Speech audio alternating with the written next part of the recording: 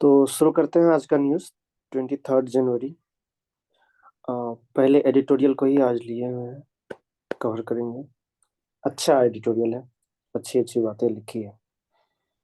तो आप लोगों ने सुना होगा कुछ दिन पहले ये बातें चल रही थी पॉलिटिक्स में कि वन नेशन वन इलेक्शन। तो इस चीज को लेके क्या प्रोग्रेस हुई है, और कहता है कि ये जो है फेडरलिज्म के अगेंस्ट है। तो फेडरलिज्म मतलब क्या होता है कि डिवीजन ऑफ पावर्स।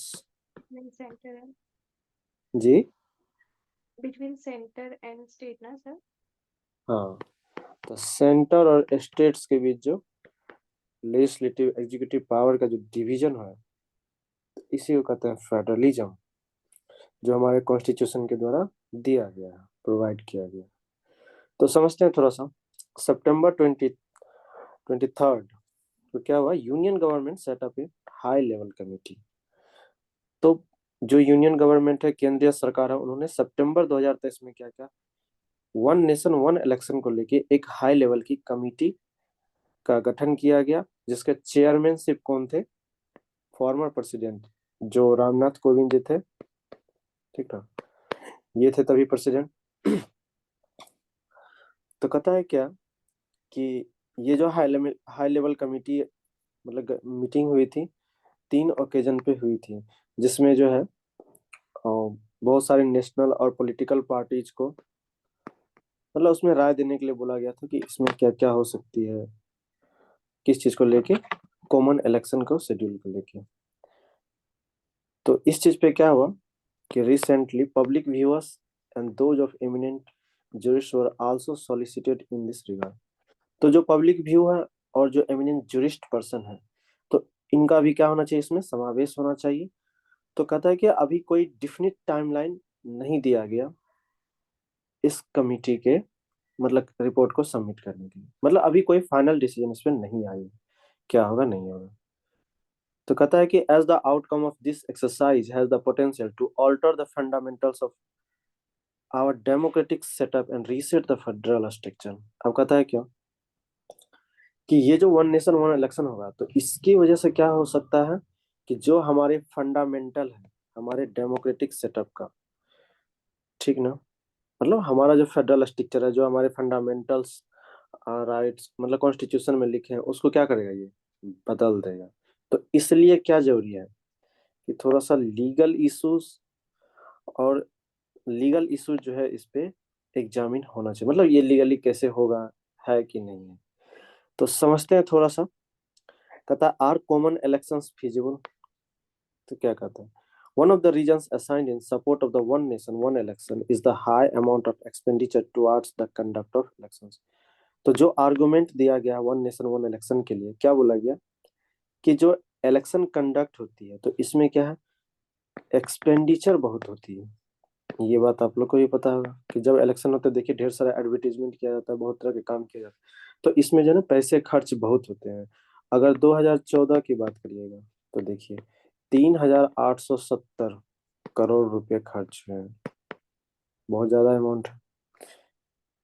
फिर क्या बोला गया कि हाँ, it argued that common elections for the union parliament and state assembly would reduce expenditure significantly. तो इससे क्या होगा कि कॉमन इलेक्शन अगर होगा यूनियन पार्लियामेंट और स्टेट असेंबली, मतलब स्टेट में और केंद्र में, तो दोनों इलेक्शन अगर एक साथ होंगे तो क्या होगा, ये एक्सपेंडिचर, ये जो खर्च है, क्या हो जाएंगे, रिड्यूस हो जाएंगे, घट जाएंगे। दूसरा रीजन क्या बोला गया कि another reason put forth by proponents of common election is that the model code of conduct comes into effect twice in a 5-year cycle, which affects the seamless conduct of government business and results in governance good downtime। तो दूसरा reason क्या बोला गया कि model of model code of conduct, या MMC भी इसको बोलते हैं, ठीक ना। तो मॉडल कोड ऑफ कंडक्ट जो है, सॉरी एमएमसी नहीं, एमएमसीसी, मॉडल कोड ऑफ कंडक्ट। तो तो दूसरा रीजन दिया गया कि जो पार्लियामेंट का इलेक्शन है और स्टेट लेजिस्लेचर का इलेक्शन है, तो इसके वजह से क्या होता है कि 5 साल में 2 बार ये चीजें जो है एमसीसी लग जाती है, मॉडल कोड ऑफ कंडक्ट। तो जिसकी वजह से क्या होता है कि गवर्नेंस जो है, जगह गवर्नमेंट का जो बिजनेस है वो क्या हो जाता है, स्लो हो जाता है। मतलब जो सरकार का काम है उसमें स्लो आ जाती है। तो थोड़ा सा समझते हैं मॉडल कोड ऑफ कंडक्ट होता क्या है। तो देखिए ये क्या है, set is a setup of set of guidelines issued by the Election Commission of India to regulate political parties and candidates prior to election. तो इलेक्शन से पहले पॉलिटिकल पार्टी को जो रिस्ट्रिक्शंस गाइडलाइंस प्रोवाइड किए जाते हैं किसके द्वारा, इलेक्शन कमीशन ऑफ इंडिया के द्वारा। ये है MCC, model code of conduct. मतलब इलेक्शन कैसे होगा, फेयर एंड फ्री इलेक्शन कैसे होगा, इस चीज के लिए गाइडलाइंस जो है, डायरेक्शन जो है प्रोवाइड किए जाते हैं इलेक्शन कमीशन ऑफ इंडिया के द्वारा। और इस चीज के जो पावर है इलेक्शन कमीशन के पास कौन से आर्टिकल में है, 324 में।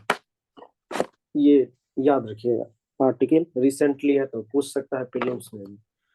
फिर है model code of conduct is operational from the date on which the election schedule is announced until the date of the result announcement. अच्छा, मॉडल कोड ऑफ कंडक्ट कब तक ये पावर में रहता है, तो जिस दिन से इलेक्शन का शेड्यूल चालू हुआ, मतलब जिस दिन से इलेक्शन का डेट मतलब शुरू होगा कि अब से इलेक्शन है, तब से लेके जब तक रिजल्ट होगा तब तक जो है ये एमसीसी लागू रहेगी।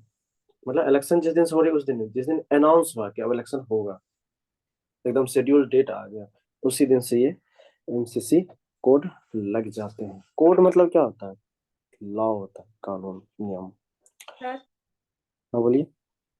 और ये आर्टिकल 24 का आपने क्या बताया, नहीं समझा, एक बार 324 बताइए। में इसी में है model code of conduct. Election Commission of India के पास जो ये पावर है ना एमसीसी का, ये 324 में लिखा हुआ है। ठीक है। इले- अच्छा, मतलब इलेक्शन कमीशन के पास वो पावर है एमसीसी जी का। जी जी। हाँ, जैसे पार्लियामेंट और स्टेट लेजिस्लेचर इसमें जितना भी इलेक्शन होगा तो सारे को कैसे गाइड करना है, क्या रूल्स देने हैं, ये जो है पावर देने का रहता है इलेक्शन कमीशन ऑफ इंडिया के पास, आर्टिकल 324 के अंदर। ठीक है ना। इवोल्यूशन कब हुआ था एमसीसी का, तो केरला में इलेक्शन हुआ था 1960 में, तभी ये मॉडल कोड ऑफ कंडक्ट लाया गया था। फिर उसके बाद क्या किया गया, 1962 में ऑल ओवर इंडिया के लिए कर दिया गया। ठीक है, मतलब पार्लियामेंट और स्टेट गवर्नमेंट दोनों के लिए। अब देखिए लीगल कंसर्न समझते हैं। तो एक केस हुआ था SR Bommai versus union of India 1994 में। तो इसमें सुप्रीम कोर्ट ने क्या बोला था कि the states have an independent constitutional existence. देखिए जो स्टेट्स होती है उनके पास क्या है, इंडिपेंडेंट कॉन्स्टिट्यूशनल एग्जिस्टेंस होती है। मतलब कि वो एक इंडिपेंडेंट कॉन्स्टिट्यूशनल उनके पास पावर है। मतलब कि कोई उस पर फोर्सफुली कंपेल एक्शन नहीं कर सकता है। And they have as important a role to play in political, social, educational, cultural life of the people as the union। तो जैसे यूनियन के पास पावर है पॉलिटिकल, सोशल, एजुकेशनल और कल्चरल लाइफ को लेके, उसी तरह स्टेट के पास भी ये सारे इंपॉर्टेंस पावर है। क्योंकि जिस तरह सेंटर क्या करती है, इन चीजों में अपना रोल प्ले करता है, उसी तरह स्टेट्स भी इन चीजों में अपना रोल प्ले करता है, जैसे वही पॉलिटिकल, सोशल, एजुकेशनल और कल्चरल लाइफ में। कहता the constitution provides for a specific tenure for the state legislatures which is 5 years from the date appointed for the first meeting। तो कॉन्स्टिट्यूशन ने क्या किया है, स्टेट लेजिस्लेचर के पास एक स्पेसिफिक टाइम दिया है, कितने साल का होता है, 5 साल का होता है। ठीक है ना। तो कब से, जब से पहली मीटिंग चालू हुई तब से लेके 5 साल तक। कहता है similar provision also exist for the tenure of the union parliament. तो इसी तरह का सर, जो है, आपकी आवाज, अच्छा आपकी अच्छा, आवाज। अभी ठीक है, अभी ठीक है। यस सर, हाँ। अच्छा, कह रहा है कि जैसे, हाँ सर, हाँ। ठीक है, मैं कह रहा हूँ कि जैसे स्टेट लेजिस्लेचर को 5 साल का समय दिया हो, उसके मतलब टेन्योर का, अवधि का, उसी तरह जो ये पार्लियामेंट है उसे भी 5 साल का समय दिया गया है। कहता therefore the introduction of common election process would necessarily require alteration of the existing duration of the number of state legislature। तो कह रहा है कि अगर कॉमन इलेक्शन प्रोसेस किया जाएगा तो इसमें जरूरी क्या है, alteration of the existing duration of the number of state legislature. अब हमारे यहाँ कितना स्टेट है, 28 स्टेट है और 8 यूनियन टेरिटरी। तो सब क्या क्या है, इलेक्शन अलग अलग समय पे होता है। तो अगर हम कॉमन इलेक्शन लाएंगे तो सब सबका जो टाइम ड्यूरेशन है क्या करना पड़ेगा, उसको बदलना पड़ेगा, अल्टरेट करना पड़ेगा। समझ गए? तो ये क्या है, कॉन्स्टिट्यूशनल के अगेंस्ट है, क्योंकि कॉन्स्टिट्यूशन तो आपको पूरे 5 साल का समय दिया हुआ है। अब किसी का 2 ही साल हुआ तब तो उनका खत्म हो जाएगा, मतलब तब तो कॉन्स्टिट्यूशन के अगेंस्ट मान लीजिए किसी का अभी 2 ही साल अभी टर्म हुआ है स्टेट लेजिस्लेचर का, तो 2 ही साल टर्म अगर हुआ है तो अब कॉमन इलेक्शन लाएगा तो इसका 3 साल तो चला गया उस स्टेट का। तो ये कहता है कि कॉन्स्टिट्यूशन के अगेंस्ट है। This would go against the express language in the constitution and be in violation of the view expressed by the Supreme Court in the SR Bommai case। तो कह रहा है कि ये क्या करेगा, तो जो कॉन्स्टिट्यूशन में लिखा है उसके वायलेशन है, उसका वायलेशन हो रहा है, और जो सुप्रीम कोर्ट ने बोला, ऑनरेबल सुप्रीम कोर्ट ने, उनका भी वायलेशन है। तो देखिए ये क्या है, ये मैं आपको क्रिटिसिज्म बता रहा हूँ। इससे पहले मैंने क्या बताया था, जो खर्च कम है वो है इसका बेनिफिट्स क्या है। तो जब भी आप राइटिंग सेक्शन करो ना तो दोनों चीज लिखना चाहिए, क्रिटिसिज्म, और ये नहीं कि एक्सट्रीम लेवल में जाके करना है। जो फैक्ट डेटा है ना उनके अनुसार कीजिए, या सुप्रीम कोर्ट ने कुछ कहा तो उनका बात आप मेंशन कर सकते हैं। ये नहीं कि अपने मन से लिख देना है तो नंबर नहीं मिलेंगे। कहता therefore any such action that impinges upon the independent constitutional existence of a state by altering the duration of the state legislative of its legislative assembly would naturally be anti-federal and unconstitutional। तो कह रहा है कि ये जो जबरदस्ती अगर मान चले किसी पे ये कानून दिया जाएगा, चाहे स्टेट लेजिस्लेचर या पार्लियामेंट, तो ये क्या कर रहा है कि एंटी फेडरल है और अनकॉन्स्टिट्यूशनल है। थोड़ा सा वर्ल्ड कंटेक्स्ट में देखते हैं। Can one nation one election be stopped. देखिए अगर यूके की बात करेंगे तो यूके में क्या है, पार्लियामेंट के पास सुप्रीम पावर है। ठीक है, हमारे पास वो नहीं है। हमारे पास जो है क्या है, एक जुडिशियरी भी है, जैसे लेजिस्लेटिव, एग्जीक्यूटिव, और तीसरा क्या है, जुडिशियरी। तो तो जितने सारे हमारे हाई कोर्ट्स हैं, ठीक ना, जितने सारे हायर कोर्ट्स हैं जैसे supreme court, high court state के, तो तो इनके पास जो जुडिशियल सिस्टम है, तो जुडिशियल सिस्टम के पास क्या पावर है कि अगर एग्जीक्यूटिव के पास जो भी पावर्स दिए गए हैं, अगर उसका क्या कहते हैं, ट्रांसग्रेस करता है, मतलब वायलेशन करता है, ओवर रीच करता है, तो जुडिशियल रिव्यू उस पर की जा सकती है। जुडिशियल रिव्यू किसमें है, आर्टिकल 30। कहने का मतलब कि अगर सरकार कोई कानून बनाएगी, कोई एक्ट लाएगी, और अगर वो क्या हो, अल्ट्रा वायर्स हो, कॉन्स्टिट्यूशन के अगेंस्ट हो, ठीक ना, बियॉन्ड द कॉन्स्टिट्यूशन, तो इस पे क्या कर सकती है, जितने सारे हायर कोर्ट्स हैं इस पे जुडिशियल रिव्यू ला सकती है। ठीक है ना, तो अब ये देखा जाएगा जुडिशियल रिव्यू में क्या होता है। ठीक है, चलिए आगे देखते हैं। एनजीओ जो होता है, अच्छा एनजीओ को क्या होता है, बहुत सारे फंड आते हैं, तो कुछ डोमेस्टिक आते हैं, कुछ इंटरनेशनल भी फंड आते हैं। तो जो भी फॉरेन फंड आएगा, इंटरनेशनल फंड, तो फॉरेन फंड आएगा तो उनको क्या करना पड़ेगा, एफसीआरए के अंदर आपको रजिस्ट्रेशन कराना होगा। ये चीजें बात कही गई थी बीच में। तो एक दो बहुत बड़े एनजीओ हैं, एक है सेंटर सीपीआर और एक है डब्ल्यूवीआई। तो इनका क्या हुआ, रजिस्ट्रेशन को कैंसिल कर दिया गया। ठीक है ना, क्यों कैंसिल कर दिया गया, क्योंकि जो डेट जो टाइम दिया गया था लास्ट डेट, तो उस समय जो है उन्होंने रजिस्ट्रेशन नहीं करवाया एफसीआरए के। एफसीआरए जो है मॉनिटरेट कौन करता है, तो मिनिस्ट्री ऑफ होम अफेयर्स के द्वारा ये जो है मॉनिटर किया जाता है। इन्हीं के बारे में अब सरकार का कहना है कि हम इसलिए एफसीआरए के अंदर रजिस्ट्रेशन करवा रहे हैं क्योंकि फॉरेन डोनेशन आ रहा है, तो मान लो कि हो सकता है कि यहाँ पे वायलेशन के लिए कहीं पे हो हल्ला करवाने के लिए कहीं और से डोनेशन आ रहा है, तो इस चीज को रोकने के लिए जो ये एफसीआरए एक्ट 2010 लाया गया। ठीक है, ये देखिए पीएम अनाउंसेस सोलर लिखा है यहाँ पे as well earlier। तो roof top scheme for 1 crore house hold, तो ये जो है राम टेम्पल अयोध्या में, इनका जो कॉन्सेक्रेशन हुआ अभिषेक के बाद, नरेंद्र मोदी ने, मतलब ऑनरेबल पीएम नरेंद्र मोदी ने अनाउंस किया है क्या चीज का, तो प्रधानमंत्री सूर्योदय योजना। ठीक है, इसमें क्या बोला गया कि 1 करोड़ घरवासी को क्या दिया जाएगा, ये मतलब सोलर प्लेट जो है इंस्टॉल करके दिया जाएगा। अब ये क्या है, अभी अनाउंस हुआ है, ठीक ना। अब कितना मिलेगा, कहाँ मिल रहा है, अभी कोई खास डिटेल्स नहीं है। जब डिटेल्स आएंगे तो पेपर में हम लोग देखेंगे। कहता this will not only reduce the electricity bill of the poor and middle class but will also make India self reliant in the field of energy. तो कह रहा है कि ये सिर्फ जो गरीब लोग हैं उनका इलेक्ट्रिसिटी बिल को कम नहीं करेंगे, ठीक ना। ये क्या करेंगे, तो एनर्जी के फील्ड में जो इंडिया है वो उसमें क्या होंगे, सेल्फ रिलायंट होंगे। No information on a timeline for such installation was given. तो कब तक ये इंस्टॉल किया जाएगा, ऐसा कुछ इन्फॉर्मेशन टाइमलाइन नहीं दिया गया। लेकिन अगर हम एक डेटा देखेंगे, 31 जुलाई 2023 को लोकसभा में जो रिपोर्ट सबमिट किया गया था, तो उसमें जो है ओनली 2.2 गीगावाट, ठीक है ना, इतनी बिजली जो है अभी तक जो है सोलर प्लेट के द्वारा घरों में इंस्टॉल की गई है। ये लोकसभा में इंफॉर्मेशन दी गई थी, ठीक है। आगे एक न्यूज देखिए, कैनाबीज को लेकर बात की गई है। कैनाबीज समझते हैं आप लोग, भांग समझते हैं क्या?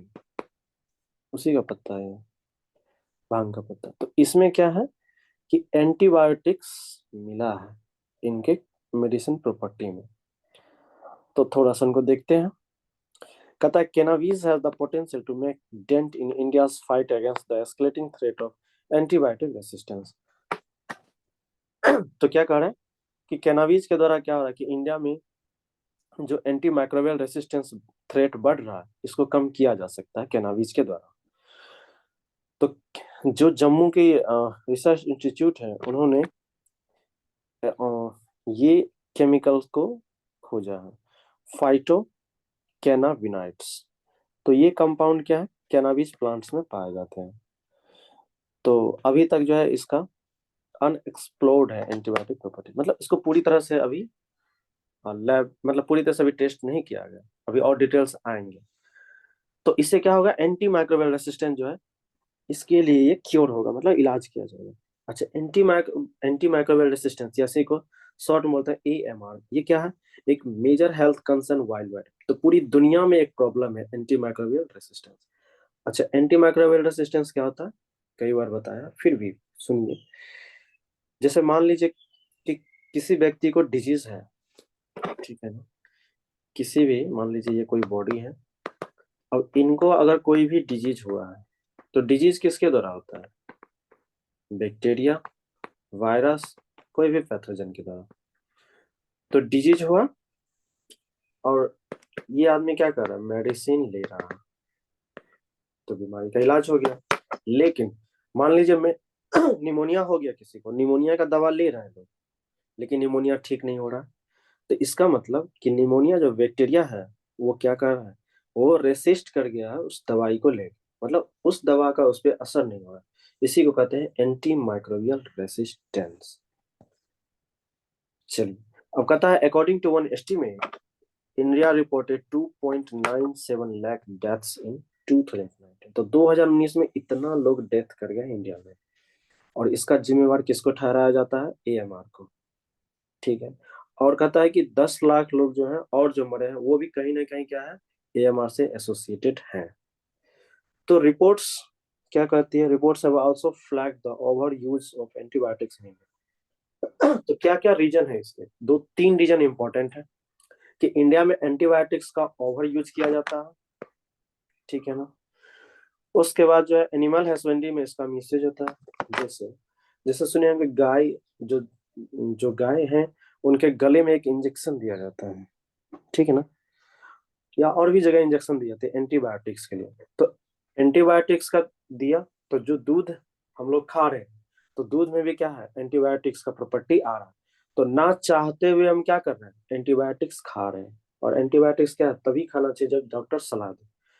तो आप तो मेडिसिन नहीं खा रहे हैं, लेकिन जो गाय का दूध पी रहे हैं ना, या भैंस का, जिसका भी, तो वो क्या है, कहीं ना कहीं आप में जो है एंटीबायोटिक्स की प्रॉपर्टी आ रही है। तो जब आप एक समय से ज्यादा एंटीबायोटिक्स का यूज करोगे, तो आपके बॉडी में क्या हो जाएगा, एंटी एंटी माइक्रोबियल रेसिस्टेंस आ जाएंगे प्रॉपर्टी। तो इसका मतलब क्या होगा कि आपको जब कोई बीमारी होगा तो जल्दी ठीक ही नहीं होगा। और ये बहुत बड़ा रीजन है हमारे इंडिया में कि जल्दी इलाज नहीं हो पाता है, तो कहीं ना कहीं ये भी फैक्टर है। तीसरा क्या बोला गया, poor waste disposal for engendering AMR and potentially rendering India.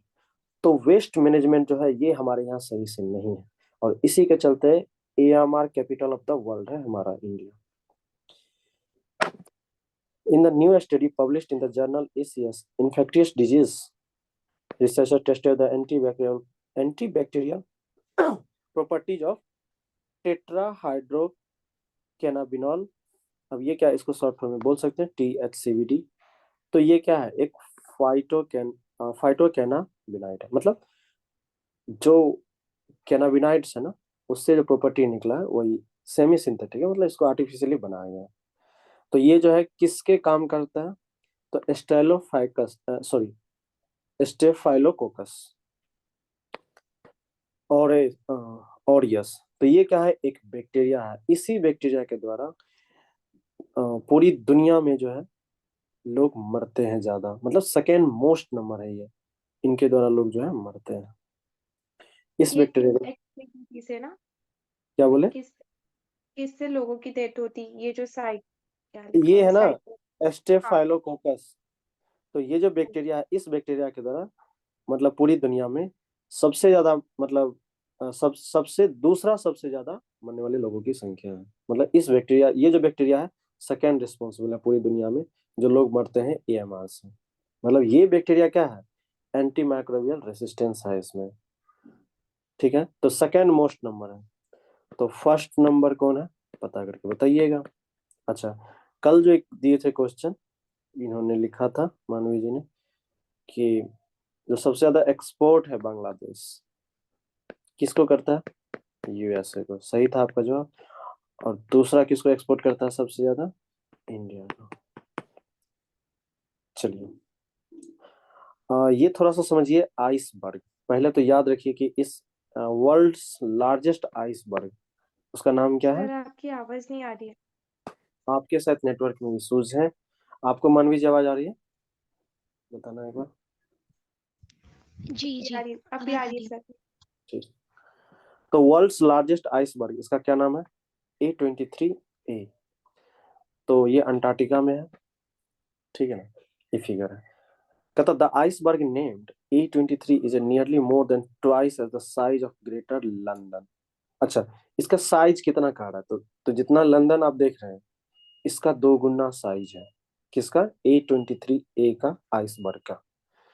After decades stuck to the Antarctic ocean floor it is now heading north on what could be its final journey. अब कहता है क्या कि एक दशक से क्या हुआ, दशकों से ये जो है अंटार्कटिक ओशियन फ्लोर में क्या कर रहा है, स्टक कर रहा है, डूबते जा रहा है। तो डूबते जा रहा है मतलब पिघल के वो खत्म होते जा रहा है आइसबर्ग। ये चिंता की विषय है, क्यों हो रहा है, वही क्लाइमेट चेंज रिस्पॉन्सिबल है। थोड़ा सा समझते हैं आइसबर्ग है क्या। इस फिगर को देखिए, फिगर में क्या दिख रहा है, ज्यादा नीचे है, मतलब जो पानी का फ्लोर है, सी फ्लोर, ज्यादा नीचे है या ऊपर ज्यादा है? जो आइस का पार्ट है वो पानी के फ्लोर के ऊपर ज्यादा है या पानी फ्लोर के नीचे ज्यादा है, बताइए। नीचे। नीचे ज्यादा है, पहले ये याद रखिएगा। तो समझते हैं कि आइसबर्ग है क्या। तो आइसबर्ग क्या है, a large piece of fresh water ice. देखिए यहाँ ध्यान दीजिए लाइन का, क्या कर रहा है, फ्रेश वाटर आइस का पार्ट है ये, कौन, आइसबर्ग। तो फ्रेश वाटर क्या है, जो हम लोग पानी पीते हैं, जो हम लोग पानी मिलता है ना फ्रेश वाटर, यहीं से आता है पिघल के। तो अब ये क्या कर रहा है कि आइसबर्ग क्या है कि फ्रेश वाटर आइस जो है, मतलब फ्रेश वाटर के रूप में, आइस के रूप में क्या है, आइस पूरा बना हुआ है वाटर, और उसी का पीस जो है उसको बोलते हैं आइसबर्ग। ये बनता किससे, जो जो ग्लेशियर है, जो आइस है बड़े बड़े, तो उनमें से टूट के ये बनता है। ठीक है, और ये क्या करता है, फ्लोट्स इन ओपन वाटर, जो पानी है ना उसमें बहता है। तो देखा है, ये फ्लोट करते रहता है। वीडियो नहीं डाले, वीडियो डालेंगे तो फिर कॉपीराइट का इश्यूज है, समझ गए होंगे आप लोग। The process of an iceberg breaking from a glacier is called calving. अब ये भी याद रखिएगा काल्विंग क्या होता है। तो जो प्रोसेस है मतलब ग्लेशियर जो हिमालय है, हिम हिम पर्वत है, उसे जो टूट के अलग हुआ तो ये क्या हो गया, आइसबर्ग। तो इसको, इस प्रोसेस को बोलते हैं काल्विंग। अब देखिए, आइसबर्ग क्या है, फ्रोजन फ्रेश वाटर, ठीक ना। तो फ्रोजन फ्रेश वाटर से मिलके बना है कौन, आइसबर्ग। क्या इसमें सॉल्ट वाटर होता है, नहीं, ये याद रखिएगा। अच्छा, अगर आप देखिएगा ना फिगर, तो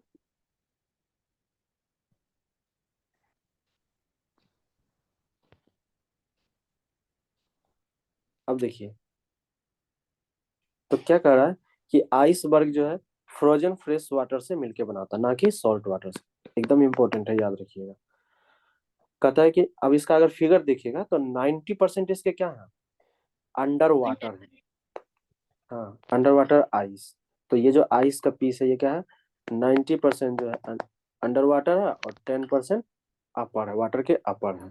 तो ये थोड़ा सा याद रखिएगा। और ये जो नीचे है ना, इसकी टेम्परेचर बहुत हाई होती है।